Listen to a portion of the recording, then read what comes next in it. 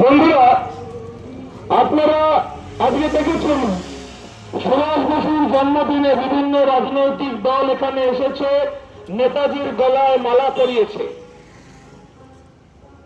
আমরা সুভাষ বসুর জন্মদিনকে একটি রাজনৈতিক স্বার্থসিদ্ধির উদ্দেশ্যে একটি কর্মসূচির দিন হিসেবে রাজনৈতিক দলগুলো পরিগণিত করে ফেলেছে। আমরা বাঙালি সংগঠন, নেতাজির যে স্বপ্ন, অখণ্ড ভারতের স্বপ্ন, নেতাজির স্বপ্ন, অর্থনৈতিক স্বাধীনতার স্বপ্ন, সেই স্বপ্নকে বাস্তবায়িত করার অঙ্গীকার করে রেখে আজ অব্দি আমরা দীর্ঘ 50 বছরের বেশি সময় ধরে এখানে নেতাজি সুভাষচন্দ্র বসুর জন্ম জয়ন্তী উদযাপিত করে আসছি।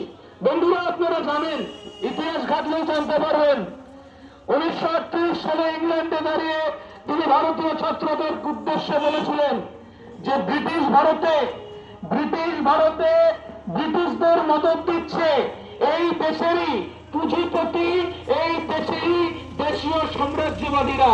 আজকের যে আম্বানি, আদানি, টাটা, বিড়লা রয়েছে, তাদেরই পূর্বসূরির বা তাদেরই সেই অবাঙালি হিন্দু সাম্রাজ্যবাদীদের নেতৃত্বে গঠিত যে পুঁজিবাদী সাম্রাজ্যবাদ, হিন্দি সাম্রাজ্যবাদ, এই হিন্দি সাম্রাজ্যবাদীরাই নেতাজিকে সেদিন দেশ ছাড়া করতে বাধ্য করেছিলেন। যে কংগ্রেস ভারতের স্বাধীনতা সংগ্রামে নিজেদের বিপ্লবত্বের দাবি করে, সেই কংগ্রেসের অবাঙালি নেতৃত্ব সেদিন সুভাষ বোসকে দেশ ছাড়া করতে বাধ্য করেছিলেন। আজকের আরএসএস, আজকের ভারতীয় জনতা পার্টির পূর্বসূরি জনসংঘ সেদিন নেতাজির বিরুদ্ধে, নেতাজির যে আন্দোলন, যে আপসহীন সংগ্রাম ব্রিটিশদের বিরুদ্ধে, তার বিরুদ্ধাচরণ করেছিলেন। বন্ধুরা, মনে রাখবেন, নেতাজির আসল স্বপ্ন হলো অর্থনৈতিক গণতন্ত্র। অর্থনৈতিক গণতন্ত্র কি?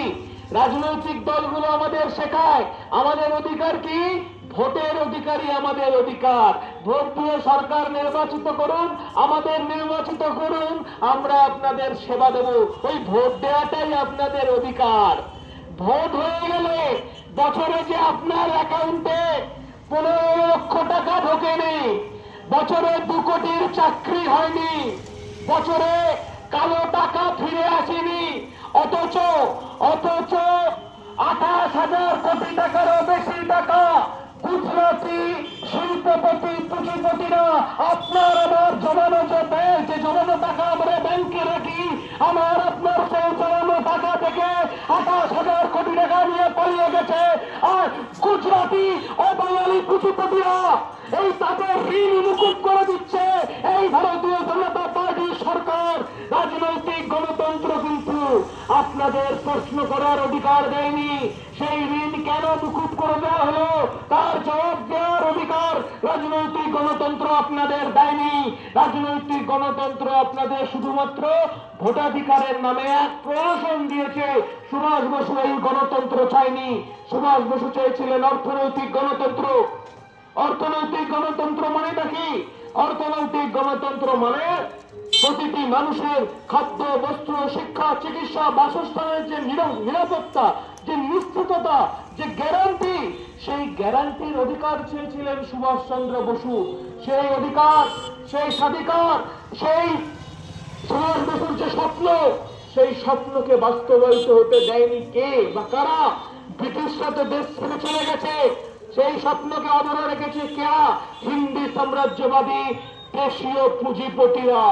দেশীয় পুঁজিপতিদের আজকের এই হিন্দি সাম্রাজ্যবাদ গোটা ভারতবর্ষের অর্থনীতি, গোটা ভারতবর্ষের শিল্পনীতি নিজেদের হাতে কুক্ষিগত করে রেখে দিয়েছে। বন্ধুরা, আজকে মনে হয় এই পুরুলিয়া শহরেই দেখছিলাম, এই পুরুলিয়া শহরটার অর্থনীতি আর বাঙালির হাতে নেই, কুর্মী মাহাতোর হাতে নেই।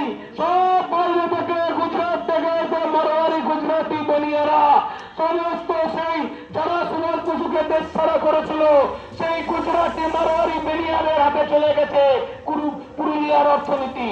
এরা করবে পুরুলিয়ার উন্নয়ন।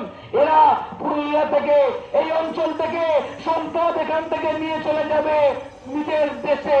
এরা এখান থেকে অর্থনীতি, এখানকার অর্থ নিয়ে চলে যাবে নিজের রাজ্য গুজরাটে। আপনাদের পুরুলিয়ার মাহাতো সহ পুরুলিয়ার প্রতিটি বাসিন্দাদের এখানে এরা শোষণ করবে।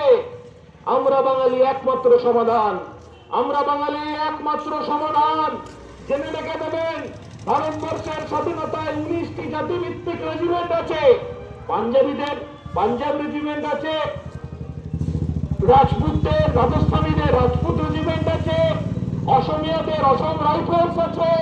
বাঙালিদের বাঙালি রেজিমেন্ট আর তৈরি হলো না। ব্রিটিশ বাঙালিদের ভয়, বাঙালি বিপ্লবীদের ভয় বাঙালি রেজিমেন্ট ভেঙে দিয়ে চলে গেছিল আজ থেকে প্রায় 100 বছর আগে। আজকে স্বাধীনতা হয়েছে 75 বছর অতিক্রম করে গেল, এখনো অব্দি বাঙালি রেজিমেন্টকে পুনর্গঠন করা হলো না। কাদের স্বার্থে? বন্ধুরা আমার,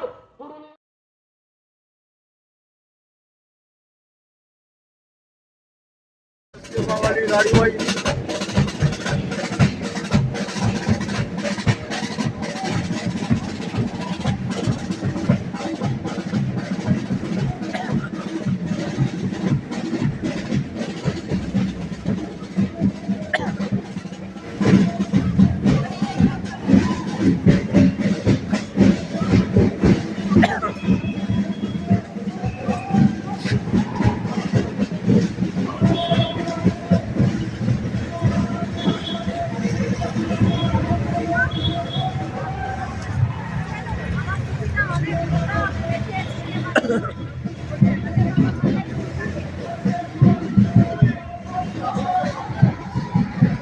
তবে প্রকৃত স্বাধীন হইতে হয়, তবে আমাদের শুধু রাজনৈতিক গণতন্ত্র পাইলে চলবে না, সামাজিক গণতন্ত্র চাই, অর্থনৈতিক গণতন্ত্র চাই। পুরুষের বজ্র কৌস্তব উল্কা রণল শিকা, রাজনীতির জ্বলন্ত ধূমকেতু নেতাজি লহ প্রণাম, নেতাজি লহ প্রণাম, নেতাজি আমরা ভুলছি না, ভুলবো না, জানুয়ারি আমরা সবাই আমরা ভুলছি না, ভুলবো না। নেতাজি আমার রহে,